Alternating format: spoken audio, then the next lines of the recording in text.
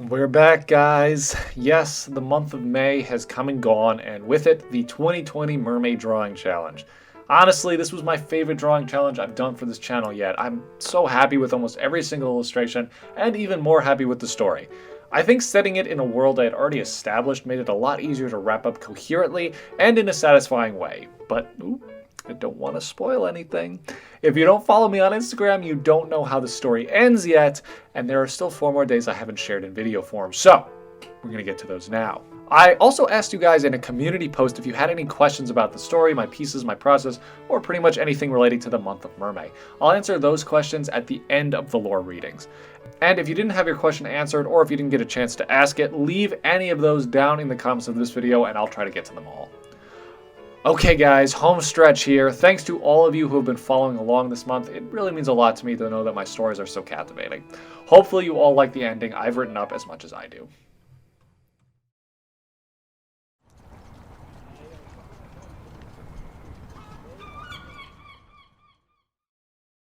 I never thought finding this crown of thorns would be easy. But after months of searching with nothing to show for it, it was starting to feel impossible. As rations depleted, the morale on board the ship began to plummet as well. The crew was becoming unruly and impatient, and there was nothing I could tell them to lift their spirits. That wouldn't be a lie. I began having recurring dreams of a pale, skeletal entity. But unlike my other visions of the fish folk, this one said nothing to me. It just floated there, an arm's length away from me, blurring in and out of focus. It would fade away into the darkness, then reappear, further and further, into the abyss, until it was gone.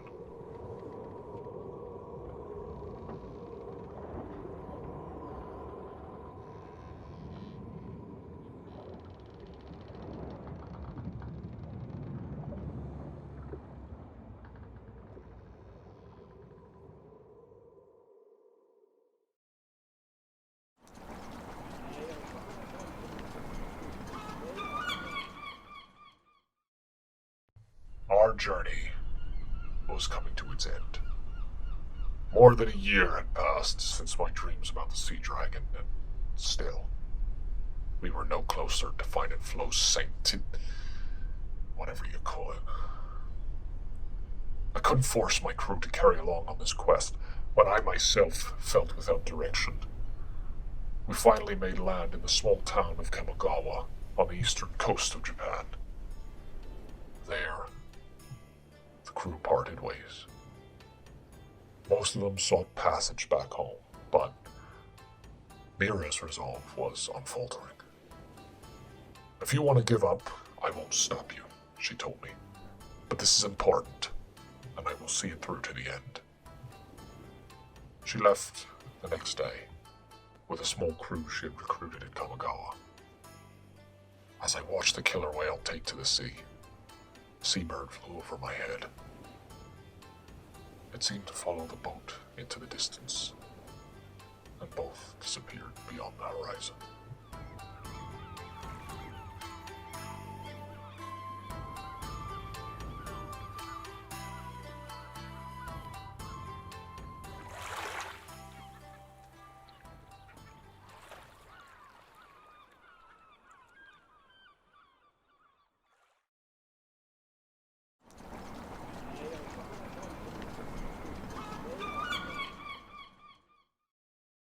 I was still in Japan when the news of my father's death finally reached me.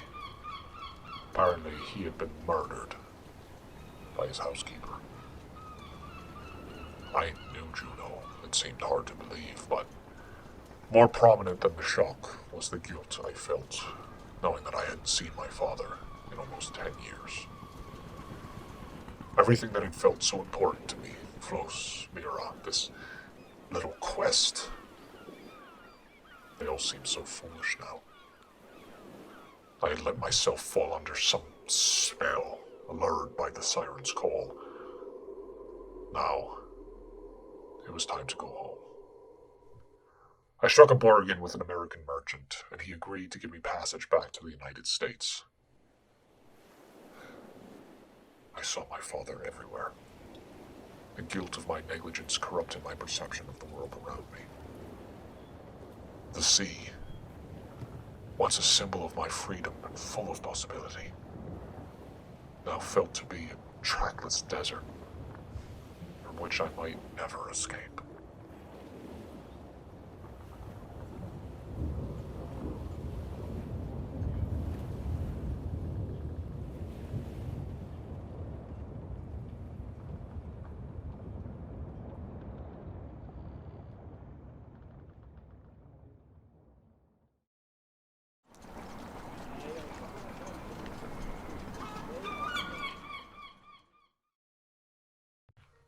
If you've found my journal and have read it cover to cover, you might be inclined to believe that my accounts are nothing more than the incoherent ramblings of a senile old sailor. I must say I envy you. For your own sake, stay resolute in your ignorance. It will keep you safe. However, if you're the kind of person who interprets the impossible as an opportunity for discovery, these stories have awoken a hunger within you to follow in my footsteps. To you I say, take caution. I cannot dissuade you from picking up my adventure where I left off. In fact, if you're anything like I was in my youth, you've already made up your mind. But the road ahead of you is fraught with perils, the least of which is death. You may find that you end your quest with more questions than when you began, and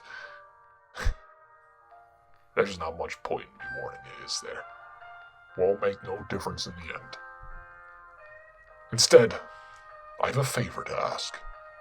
If, while out there on the sea looking for floats, you come across Mira doing the same,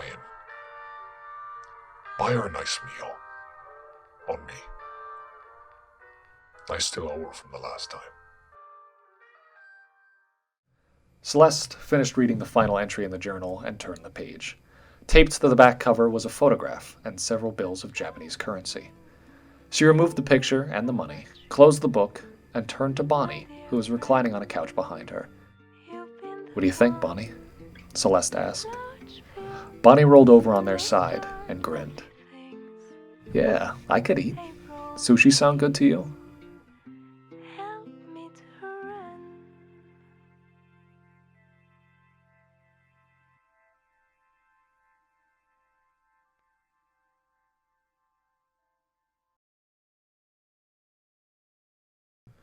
So, what do you guys think? That's the end of Mermay 2021, and perhaps the beginning of something else.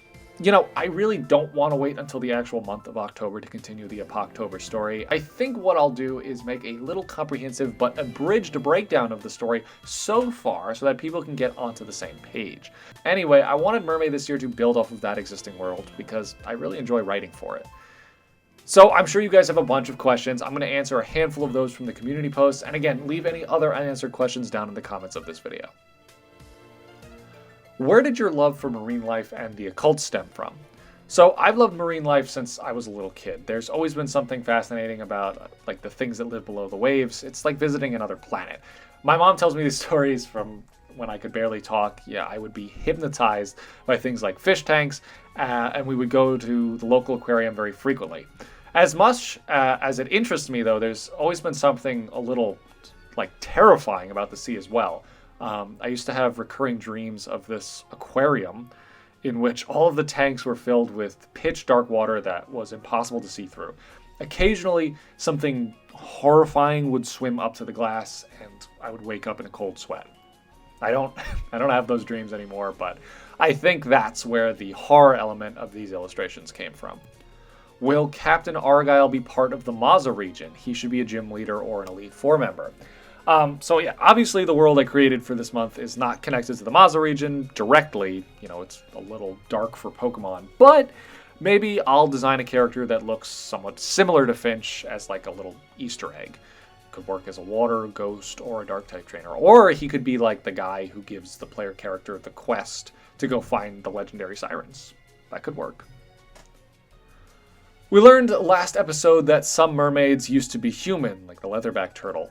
So will Argyle turn into a mermaid? No, Argyle's going to stay a human. I don't want to spoil anything that may happen later on in the story, but Argyle's final journal entry describes the end of his adventure within the realm of the Deep Ones. He doesn't go far enough to become a cultist. How is Argyle in such good terms with most of the mermaids that he meets? Are they simply nice to humans and humans don't feel the same way? So first of all, not every fishfolk Argyle meets takes kindly to him. However, the ones he does get along with are generally friendly entities. Argyle is a curious but kind person. He always wants to know more. While most people he knows are quick to dismiss the unnatural as insignificant or even dangerous, he goes out of his way to find out more. And often, this leads to some life-changing interactions, for the better. It has been fun watching you stream Mermay this year. If I had to ask a question, it would be, what was the most important thing you learned drawing this month's challenge in comparison to last year's Mermaid? Hey, Afreya. This month has been all about reference for me. I always try to use some source of reference when I illustrate characters like this, but recently someone on my stream actually introduced me to an app called VizRef that allows me to have my references pulled up on a separate screen while I'm drawing. Now, I can really look at details of my references instead of just using one or two tiny little pictures in the corner of my screen. It really helps a lot. Is this mermaid linked to the previous one? And also, Argyle, who was your favorite mermaid? So no, this last month's mermaid story, that was its own thing. It was fun to write, but to be honest, it was so ad-lib that I felt like it was kind of lame compared to this month's. And I would say that Argyle's favorite mermaid was the wolffish. Is there a way to get the fully colored version of the fish folk? The sepia tone is nice for the setting and theme, but getting those glimmers of color during the drawing and knowing how colorful marine life can be, I'd love to see them in full color. So people have actually asked me this a lot, but I don't have any plans to recolor these illustrations. The sepia tone is not just to describe the time period of the story, it also adds to the sensation of enigma. The story is all about mystery and unanswered questions. The more ambiguous the creatures look, the more questions the audience has, and that's the way I want it. Also, I didn't do these in color and then just put a sepia filter over them. I started them in color and just to get base tones and values down, and then changed it to sepia and then continued painting. So it would actually take a long time to get these all into color. Any mermaids that you feel are underdeveloped? Yes, actually, when we were traveling unexpectedly, I ended up rushing a bunch of these. I feel like the Greenland shark, the triggerfish, and the orca could all use a second pass, but part of doing a daily drawing challenge is knowing when to say, good enough. For the few that I don't love, there are 24 more that I'm really proud of.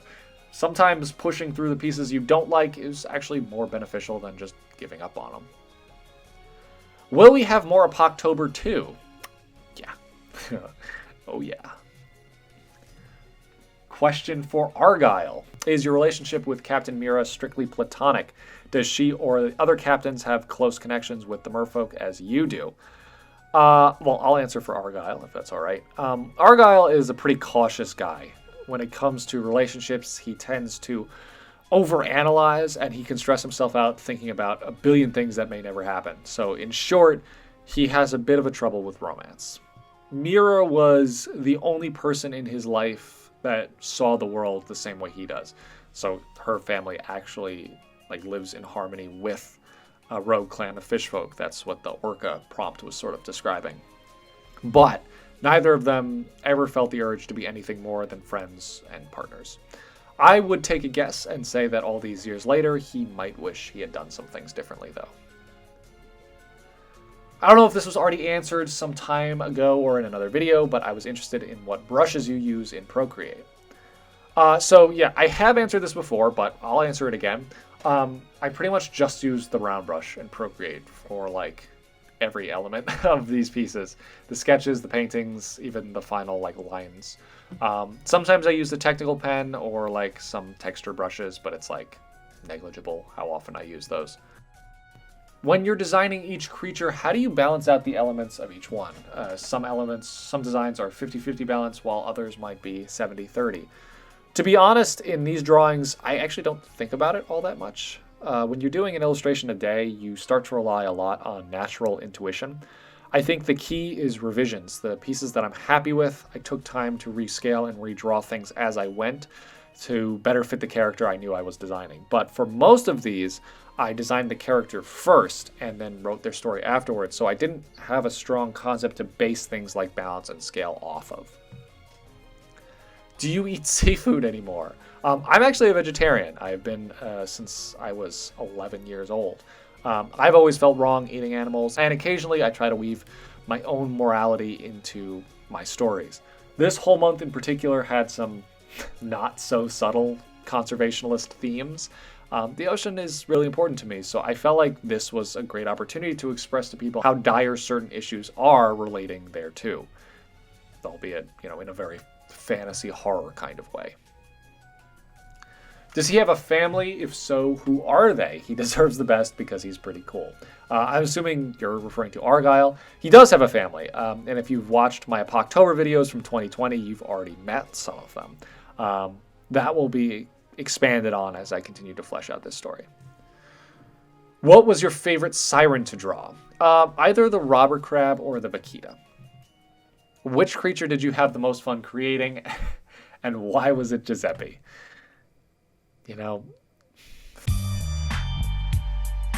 Alright guys, that's going to be it for now. I know I didn't get to everyone's questions, but if you drop them down below, I'm going to try to hit them all. Thank you so much for watching, fam. It's been a great month, and I'm really just so grateful for all of the support. I love you all, and I'll see you in the next video.